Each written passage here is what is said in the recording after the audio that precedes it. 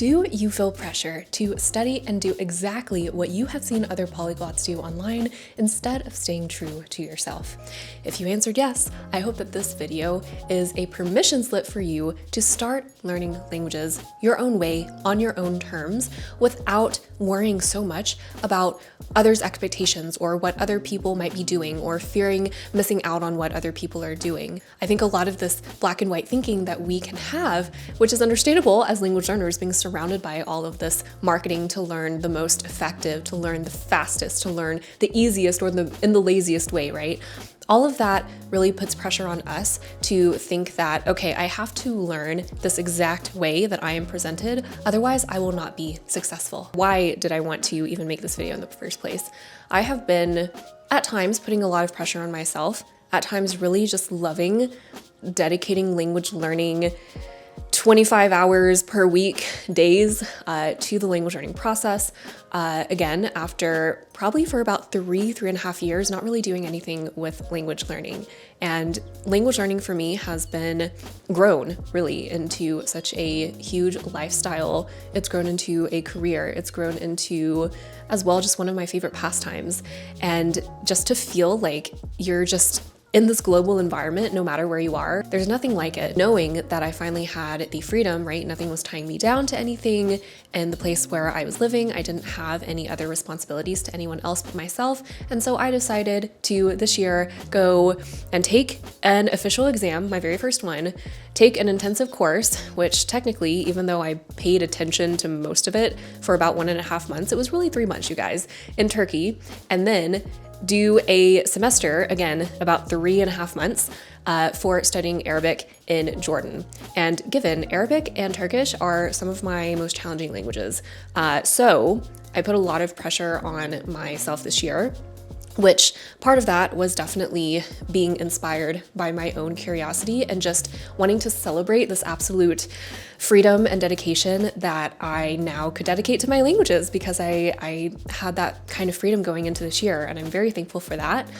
However, I'm going to say I am very tired from learning the most effectively. I figured that going to the country where the language is spoken, taking a class, having technically all the resources that you need. I had all of the tools at my disposal in order to optimize my language learning journey this year. I'm just tired of learning effectively. I really am. I think that when I started to process what kind of emotions I was going through this year, that I planned all of these really big projects that took a lot of dedication, of course, to language learning in general, but also just took a ton of energy. I thought, I did it for the language learning journey, just in general, to be able to also make more content for you guys, to gather different insights about language learning after I had been away for so long. And yeah, I'm kind of done. I still want to keep traveling. I still want to learn different languages and explore as many as I can. And I know that at this point is not coming from a wish to compete with any other polyglot online in that sense, right? Who knows the most languages? Who's a fake polyglot? Who's a real polyglot? Who can actually, all of this crap, honestly, that people try to use to pit everyone else against each other when really we're all on our separate journeys together. I wish that there was more support for language learners in that way, and not having to, prove yourself or feel like you have to prove yourself, even though no one's outright telling you that you need to, right? And I say that as a caveat, saying that I do have a YouTube channel that is open to everyone to see. And of course, I do want to prove that I am competent in what I am talking about. So there's, of course, a level of authority that goes into building a channel and showing what you can actually do, right? And even besides just pretty much taking an adult gap year and being able to dedicate so much of my time to language learning this time, and do it in the quote unquote what's usually agreed upon most effective way to learn a language, right? Do it in that way, not only with one language, but with 2 or 3, right? In the same year. That's a lot, you guys. That's a lot, even as I'm saying it right now. It doesn't always have to be that way in order to find joy and find fulfillment on the journey. And from this year too, I never had to be at a C1 in all of these languages in order to find meaning and enjoying the process. I think that there's a lot of pressure on us as language learners to keep on learning effectively, or the most effectively as possible that we can, stay consistent, which that should mean for, all of us every day, right? We're sent all of this messaging with the wish, the desire in mind that someday we will be fluent. And I know a lot of you guys out there, even though I know we don't define fluency in the same exact way for all of us, and especially the ones that I coach, a lot of us define fluency around a C1 level. And this year really opened my eyes saying, the only reason that I've really wanted to learn effectively, the only reason why I'm really pulled towards all of that marketing as a language learner, things having to be the most effective, the most optimized in order to even get anywhere at all, is because I just had that desire to pretty much reach a C1, thinking that this was the only way to find fulfillment in language learning. And I'm so glad that this year told me and showed me that no, Emily, you don't have to do it. You are perfectly capable of doing it. But I think that there is a difference between showing yourself that you can do hard things versus, should you really do that? Like, is that going to lead you down a path of self-harm, basically, where you find yourself just running in a circle and thinking, okay, like I always have to, hit this next goal and just a constant hustle and grind towards your goals instead of actually enjoying the process that lasts a lot longer than any sort of win that you could experience in language learning, right? It's the process of showing up every day in the way that feels good and sustainable for you. And that won't always look like the most effective way. And honestly, some of the most ineffective ways that I have tried for learning a language, I kind of miss doing that. Like, I kind of miss not having to actively recall every single new word that I've learned. I kind of miss not putting pressure on myself to want to learn, 20 words a day.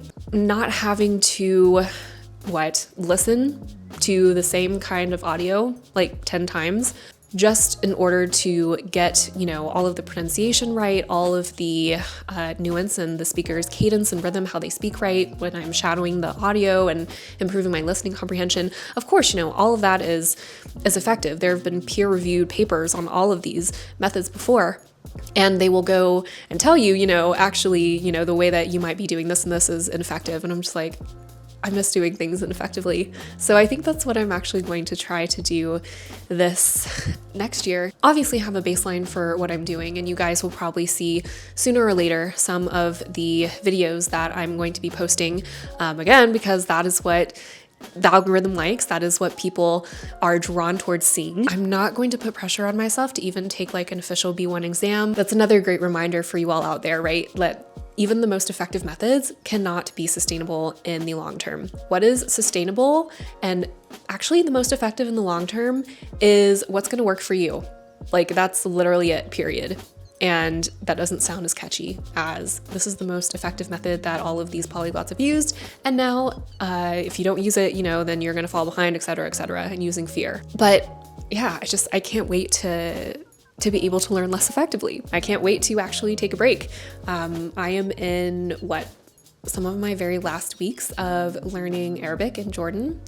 And I've gotten so much out of my experience here. I've gotten so much out of the language and how it feels to finally start to intuitively use Arabic. That is such a gift. And I'm eternally grateful for that experience. But at the same time, I'm like, I'm ready to just not learn effectively. I'm ready to just learn on my own again. Actually, I'm ready to go back to solo language learning.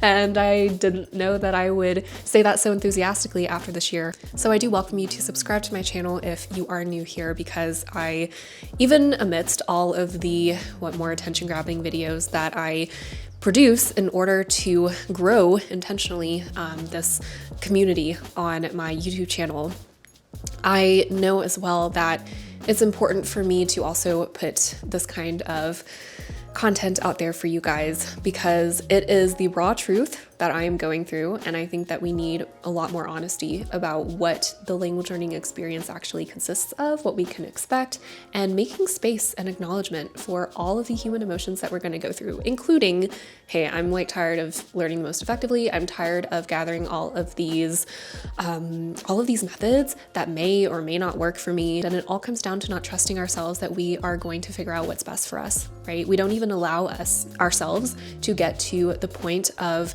being being curious enough to open ourselves up to that possibility of experimenting with a less effective method, right? Gasp. So this is just an invitation for you and a reminder for myself that it is okay to make space for just how you are, showing up in your language just exactly how you are presenting today, maybe with lower energy, maybe with a lot of energy. And what I'll leave you guys with today is whenever I catch myself inevitably asking myself in my own language journey, is this the most effective way to learn? I also follow that up immediately with the question of whose opinion is that based off of? If that's based off of your opinion, let's investigate that a little bit. But most of the time, it is based on others' opinions and other internalized messages that we've got from the language learning world that really don't have much of a place inside of our own language learning journey, and they don't determine our success inside our own language learning journey as much as we think they will. And I'm not saying to not, always steer clear of tips and how to best organize and whatever, right? We all love some inspiration now and again, and especially when we're solo language learners, that inspiration is really helpful to see that we're not alone in studying languages. And at the same time, when we consume so much, we outsource our intuition way too much. And this goes again back into our own self-trust, right? We can't access that self-trust, that self-wisdom, if we keep on looking to others to find it. I have regained more of my control in my own language learning when I know that I can dictate where I spend my time and with what methods, what resources I spend my time with, instead of feeling like I have to be controlled by these resources, controlled by these methods themselves that are all pining for my attention. And again, this is a concept that is very individualized for every language learner. So again, I love to coach language learners on this. Definitely check out the comments below if you are interested in coaching around that. When you start to learn languages on your own terms, when you courageously allow yourself to experiment, explore language learning in a less pressured way, that allows you to experience an actual peace of mind. And that is what allows you to be free. Thanks guys for stepping in to watch this video. I'll see you in another video next week.